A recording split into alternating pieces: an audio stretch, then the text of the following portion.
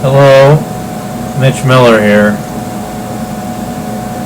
Welcome to my video journal. It is Wednesday, July 20th, 2022 at 6:21 p.m. Eastern Time. Today's journal brought to you by Georgetown John's Margarita Moonshine. I got a little cherry garnish in there. That's our local moonshine distiller in Utica, Pennsylvania. Watch to the end of this video to learn how you can get your hands on a sip of some good Pennsylvania moonshine. So I've been systematically challenging the United States military to a duel. I'm going to continue with that. So any single star general or the equivalent in any branch of the military, the United States military, any single star general in the United States military, I, Mitch Miller, challenge you to a duel using non-lethal paintball dueling pistols. Since we do not have the prototypes of that, I default to a wrestling match using Scholastic wrestling rules. If you win the duel, you will delay me challenging the next lowest rank of the military by 6 months, as per my peace treaty, and you will receive a piece of my art valued at millions of dollars. That's all I have to offer at this time. If you should lose the duel, you must find funding in your budget for my non-lethal paintball gun company, non-profit, to fund it, or use your personal funds. In return, I will grant you a stock certificate valued at how much you funded, or a piece of my art.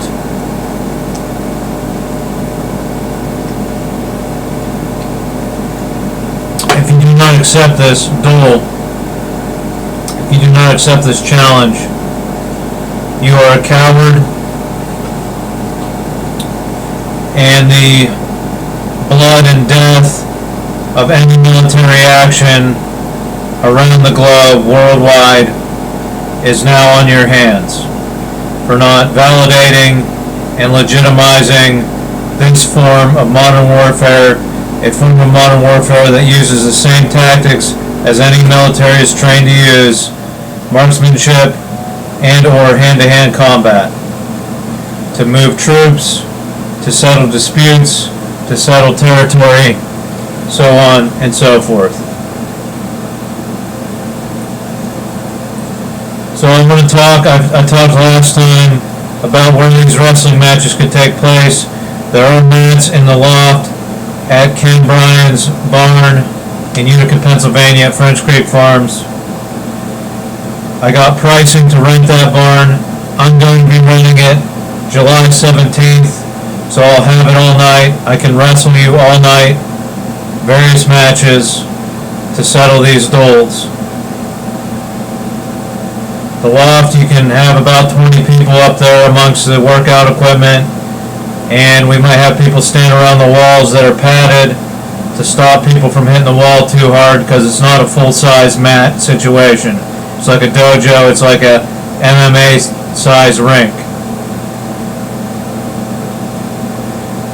Now, because I was class president of my high school class, I want to talk about an idea I came up with to promote adult wrestling matches and to raise funds for my class reunion, my 25-year class reunion, the class ahead of me and the class behind me's 25-year reunion, so that everyone can go to a nice country club for free.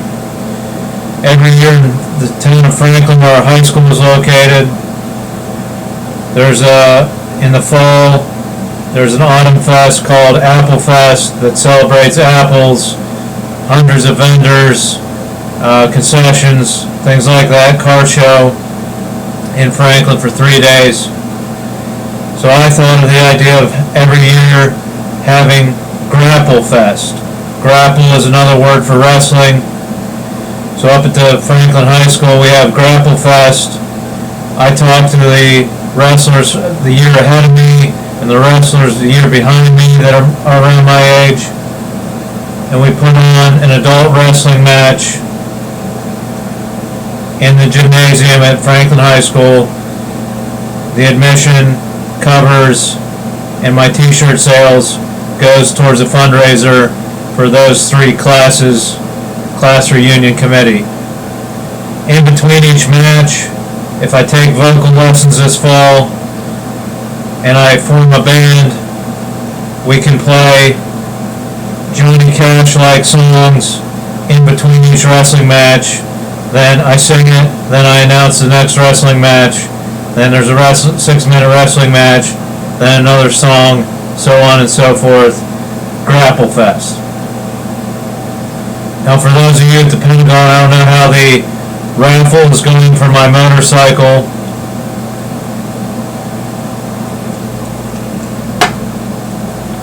But we can have our own Grapple Fest every weekday in Ken's barn at French Creek Farms. I got the pricing to rent the barn for 50 people. It's $700. Then it goes up by increments of 50 people. If you're serving alcohol, they prefer that you have a bartender provided by them. That's an additional $300. But say we do it dry, we have no alcohol, we have 50 people, $700. We rent a PIAA referee for another $300 for 5 hours. So we have an official referee. And we can do the same thing. We can have any disputes in the military amongst the United States or amongst international militaries. You take out those disputes with wrestling matches, scholastic rules, up in the loft. 20 people rotate up to witness. The rest of the people are down in the bottom of the barn, and I sing Johnny Cash or whatever music we rehearse with my band or with a military band. So that's the idea for Grapple Fest. We can have these doles to raise funds. So that's at 700 plus 300, it's $20 a person for 50 people. $20 a person. Plenty of hotels in Franklin and Meadville. We converge on the farm. We have doles. You could extend invitations to other international militaries. If you're able to get this and you're an international military and my house isn't completely locked down, which I doubt it is, you can challenge people at the Pentagon, write to them, say you'd like to come to Utica, Pennsylvania to solve disputes. Say if the United States wants to continue to have a military base in your nation, they must resolve their disputes using the dueling method. We can talk about the peace treaty, which is going to be published in about a week, and raise funds for my non-lethal dueling pistol weapons company.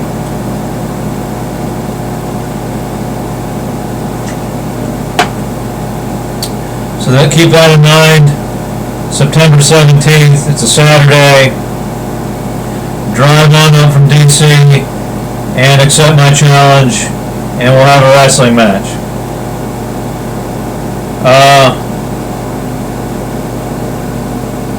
So that's my idea to raise funds to start settling disputes, either among ranks in the military or among international allies in the military. You can invite people from hostile nations to come solve their disputes in the United States, in the little town of Utica. We may need to get some kind of insurance, or the military may need to provide insurance for if someone becomes injured on the property. But we'll get into that if you contact me about the details. So, that's that. Still haven't received any type of call about researching autonomous and semi-autonomous vehicles to see how hackable they are. I am forming my magnet company, TrafNet, that's highly involved in traffic patterns, and eventually we will raise the money as a nonprofit to develop this list, but I think the government should fund it now instead of waiting years down the road until these vehicles begin to fail. Why isn't it happening? Well, it's the baby boomers. It's the baby boomers. They don't want their keys taken away. They want to keep their mobility. They're counting on these autonomous vehicles when they get 70, 80, 90 years old to drive them around on the open road just like they had their whole lives. They don't want to know if these vehicles are hackable. They want to interfere with private business developing these vehicles. It's simple. The boomers don't want to investigate this, even though it's a national security threat. And so I'm not saying we can't have autonomous vehicles. I'm saying let's take a step back. Let's do it the most intelligent way possible, the most well thought out way possible. Instead of rushing headlong into it, let's set some simple ground rules that make sense. Instead of using the existing wireless networks, which are highly hackable, let's make it in the ground, buried wiring under roads that relay to the vehicle location and things like that. Let's make those underground networks extremely secure, possibly facilitated by the state or the federal government. I mean, our roads, our bridges, all of our transportation infrastructure is facilitated by the government. Why are we letting private corporations develop autonomous vehicles on these roads?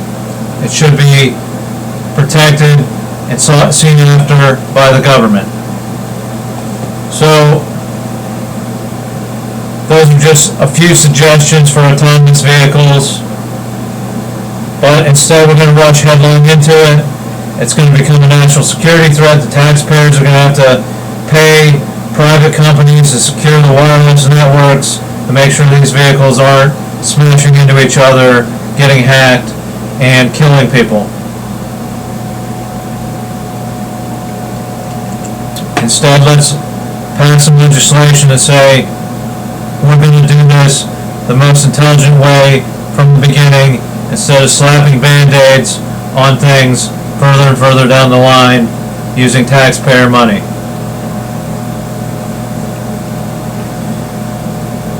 So, that's all I really wanted to get into. I'm about to head out on a vacation, road trip. Hopefully a semi-autonomous vehicle doesn't smash into me.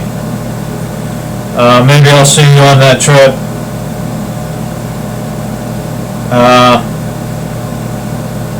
So yeah, I'm up for grabs to get hired by the government instead of working in the embroidery shop. Or you can fund me. There's plenty of ways to fund me, fund my projects. So join me next time, and I hope you'll accept my challenge.